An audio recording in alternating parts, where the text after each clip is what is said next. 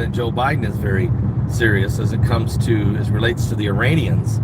He has sent a clear message this morning, late last night, when he ordered airstrikes against several Iranian facilities that are located in both Syria and Iraq. I'll tell you all about that in just a second. Let me first put a shout out real fast to www.agewithpaul.com. That's www.agewithpaul.com. You know, turmeric's really working well, and they grow it in India. It's a spice that really, really slows down the aging process and strengthens your joints, your hair, your fingernails, your teeth. Yeah, just really, you know, age-defying. And BioTrust created a product that take one capsule a day, and it's amazing the difference you'll see and feel. Just go to www.agewithpaul.com. That's www.agewithpaul.com. You can age gracefully with Paul as well. Am I aging gracefully? I don't age, darling. You're timeless, aren't you? I'm timeless. Yeah, she doesn't age. She gets younger, I get older, and then it works out real well. Oh, by the way, Joe Biden just ordered airstrikes against the facilities of the Iranians there in Syria and in Iraq. And it's interesting that Biden sent the message out there that he ordered it. That doesn't happen too often, but presidents do this occasionally when it's a big deal, or when they're wanting to send a strong message that they're fully engaged in the situation. We've seen this from about every president. Sometime or another, at least once, will do this. And Biden has done it here. So I don't know if that means Biden is taking this whole situation very serious, but he certainly wanted it to be released that Biden orders airstrikes against the facilities there. Let me read what the articles we have. President Joe Biden directed military forces to conduct defensive precision airstrikes against facilities used by the Iranian-backed military groups in the Iraqi-Syria border region. It happened late last night, according to news release from the Department of Defense.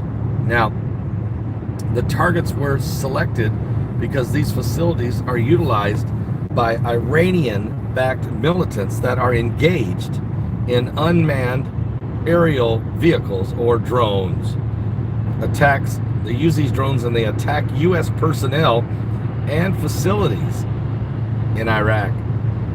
Specifically, the United States strikes targeted operational weapons storage facilities at 2 different locations in Syria and 1 location in Iraq, both of which lie close to the border between those countries, according to Pentagon Press Secretary John Kirby. He said, quote, as demonstrated by this evening's strike, President Joe Biden has been clear that he will act to protect U.S. personnel given the ongoing series of attacks by U.S.-backed groups targeting U.S. interests in Iraq. The president directed further military action to disrupt and deter such attacks. And at least 4 Iranian-backed militant fighters in Iraq and Syria were killed in these airstrikes, according to this report.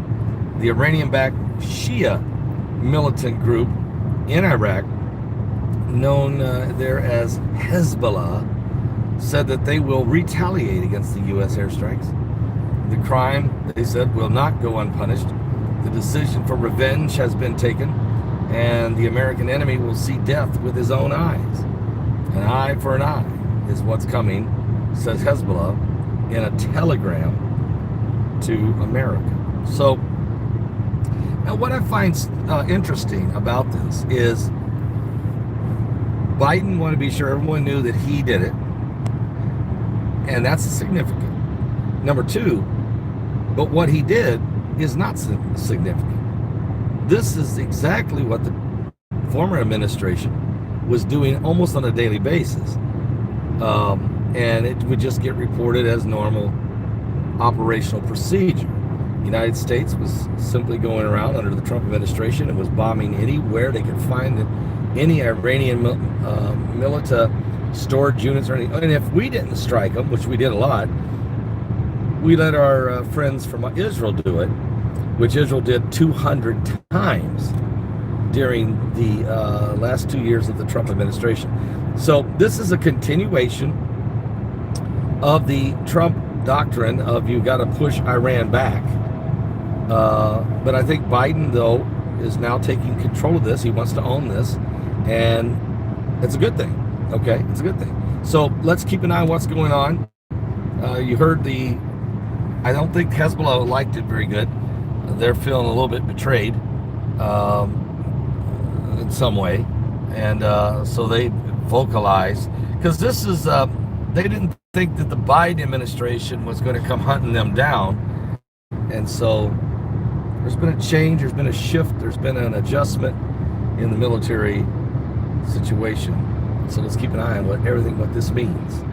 Let's watch it closely, because it seems like everything always has another meaning to it. Give your life to Jesus Christ. The Bible says in the last days there'll be wars and rumors of wars. Nations will rise against nations and kingdoms against kingdoms. And we're seeing it again, continuing on this end time prophetic events that are bringing us ever closer to the coming of Jesus Christ. This is a significant development taking place in the Middle East. God bless all of you. I'll be back with more information from the road. Are you serious? Oh, last night was amazing, Hattie. We had 34 salvations last night.